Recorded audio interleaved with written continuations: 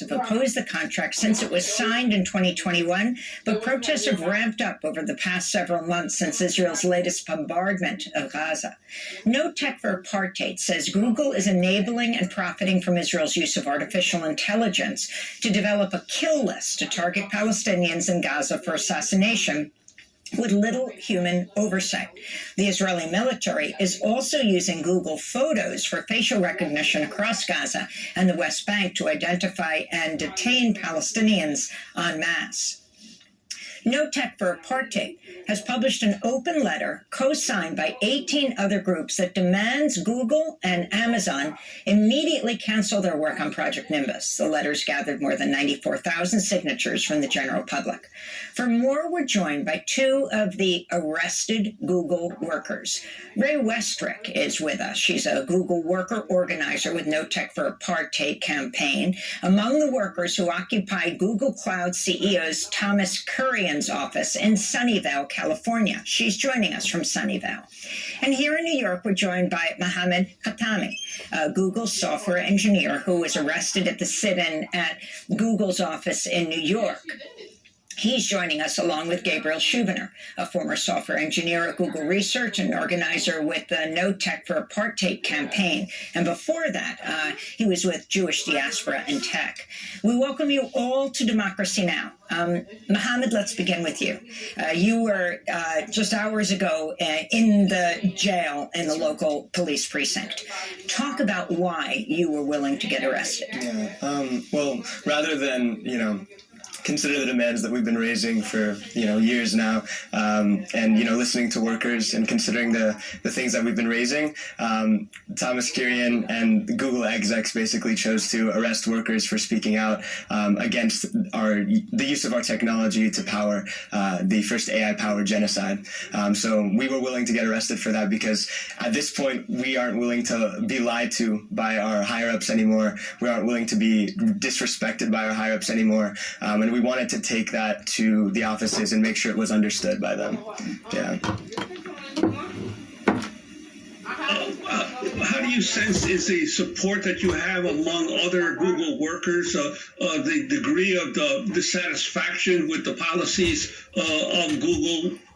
Yeah, I mean, Google has done a really good job at creating a culture of fear and retaliation against workers in general. But what we noticed was beautiful. So many people came up to our sit-in and basically showed support and felt that they were inspired by the work that we were doing and felt inspired to speak out, which is exactly what we were going for. We want workers to feel like we have the power to choose where our technology is going and who we're contributing to. So I felt really happy to see that. Yeah. Rae Westrick, you're on the West Coast. You were arrested in California. Talk about this Project Nimbus and why you were willing to get arrested and what the response. Were you in the offices of the Google Cloud CEO?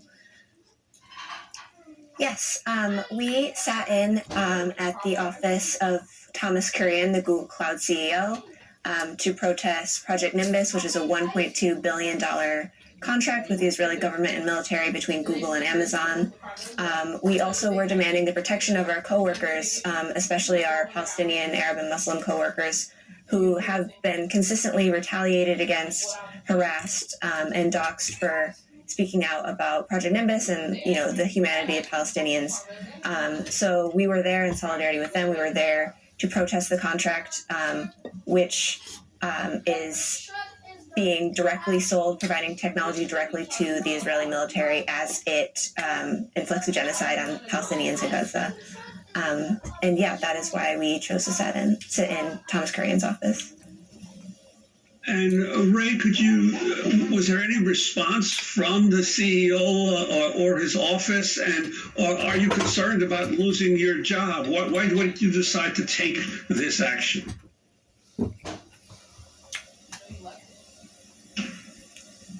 Yeah,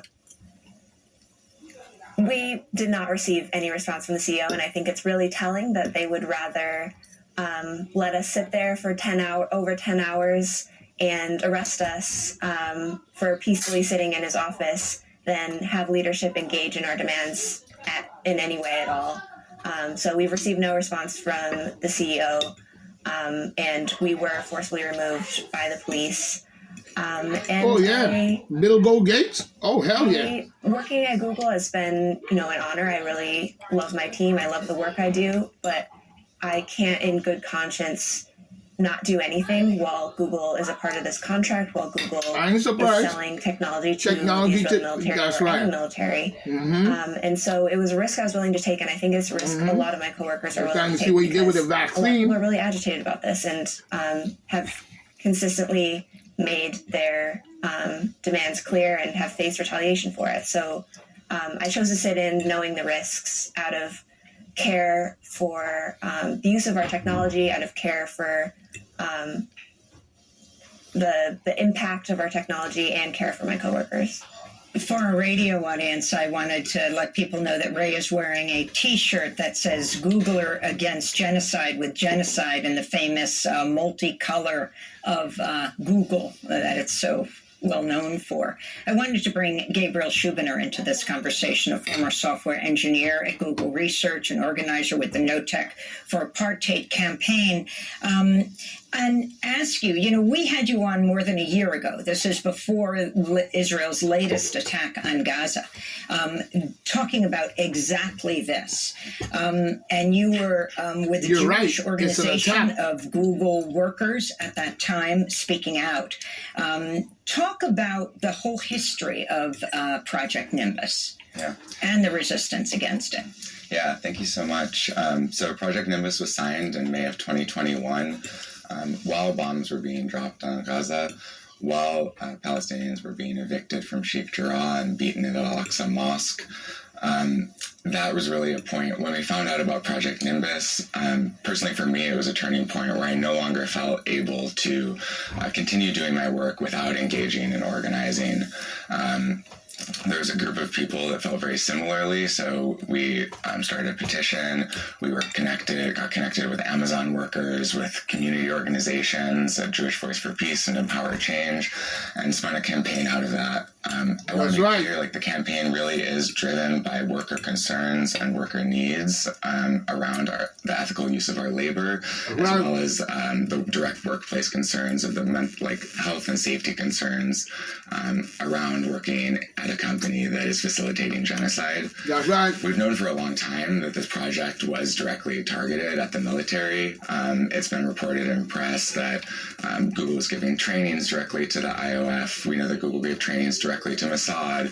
We know that the IOF... When you say IOF, explain the term. Yes, because people are used to hearing IDF, Israeli Defense Forces. Yeah, it's Israeli Occupation Forces, just to indicate, so we're not repeating their Occupation Forces. Their really aggressive repression of Palestinians is an act of defense. We know that it's an act of occupation. Right, So we say occupation.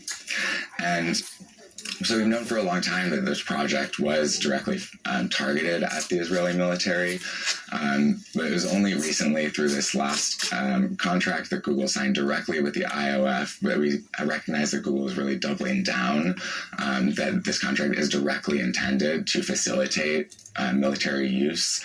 And we know that Google was chosen over other companies because of the advanced AI technology that they are able to offer. So given that we've learned how the IOF is using AI in this war, we really see this as a really critical campaign for Palestinian liberation. To speak to your point about the resistance against the project, we've been working against this project as workers for since it was signed 3 years ago. We have been doing organizing. We have been doing base building and labor organizing. We've had protests externally and internally. We've had signed petitions. We've done outreach to our executives through internal forums, through chat rooms, through every available means. Because I think, understanding this contract really is, really is an incredible issue for our work. All workers' labor at Google, so many workers' labor is contributing directly to this project because all of the technology at Google is deeply intertwined with each other. So. So we see it really important. I wanted to ask you, the average person who's not a Google worker who might support your stand, and who uses Google multiple times a day around the world. What are you calling for them to do? Right. So, I mean, we're calling for everyone around the world to really help us with awareness, help us make it known that Google is a war profiteer. I think Google is so deeply embedded in people's lives. Look what he did with the vaccine. It's hard to ask for a boycott, but Google was I think directly we're calling involved with specifically that on whole people in the tech pandemic industry bullshit. should divest from Google and Amazon. And now they're over Google there Cloud Services, killing the Amazon Web Palestinian people Services using underlie the vast majority their of the technology internet. again. But there are other options. Because wasn't Bill technology Gates workers actually have a lot of came up with power the- to shift with the this vaccine? paradigm and to remove technology from this deep complicity with the Israeli occupation. Mohammed Khatami, can you talk about your own family background and why you so particularly care right now about what's going on in Gaza? Yes. So I come from a Muslim family. I was raised Muslim. And it's really hard to wake up seeing the images of children slaughtered and know that you're, the work you're doing is contributing to this. I've lost sleep. It's just been extremely difficult to focus on work and think that you're working for something that is contributing to the mass slaughter that's taking place. And for speaking out against that, I've literally been called a supporter of terrorism, which is something that Called by? By coworkers and HR and they're gonna use reverse company, psychology. supporter of terrorism, which They're gonna use something reverse it's like a psychology. schoolyard insult. It's something I haven't heard They're since gonna middle use school. words And like that's that. just an example of the retaliation and the Didn't Bush harassment do that? and the hatred that we face just for speaking up against our work being used Are in you this way. concerned about losing your job? Absolutely, but it doesn't. It's not even important to me at all compared to working for something that is meaningful and having a good impact on the planet. I don't want to have any association with this genocide, and I would hope that Google would change their mind about it as well. Yeah. And finally, Ray Westrick, where do you see this movement going from here? And can you talk more about the Jewish-Muslim alliance around this among Google workers and former Google They should go workers? all the way to the top. Yeah, I only see this movement growing and continuing to apply pressure. We received so much support during the sit-in. I've received so many personal messages from people, thanking me for being vocal and asking how they can be more vocal and get more involved. So I think this is absolutely growing. I think Google knows that that this will continue, that, workers are very agitated about this and will continue to speak up and apply pressure. That's And I think that's why it was important for them to silence us. But this movement is growing, and more people are finding out about this, and more people are The willing to whole world organize must stand up and now. risk The risk their whole jobs world in must order to stand take a up now. stand against All complicity the and common genocide. people, not the leaders, Well, the common And yeah, people. I think this has been a really unifying campaign for people of all backgrounds. And I know specifically a lot of us came together because we were specifically concerned about how Google has treated and retaliated against our Palestinian, Arab, and Muslim colleagues. Especially like Mohammed mentioned, a lot of them have experienced harassment and That's doxing right. for speaking out in the appropriate channels at Google, and have been consistently ignored and harassed and retaliated against. And so we had to come together to say that we can't let this happen anymore. We have to come together in protection of our coworkers and each other, and in protection of, the ethical use of our technology, to make sure that we're not building technology that's being used for harm. So I think it's been a really unifying campaign that is really grounded in taking care of each other and really grounded in making a positive impact. Billy Nut Goat Gates I need want to to be thank in you all prison. for being with us. Ray Westrick Billy and Goat Mohammed Gates Khatami should be in are prison. both Google workers.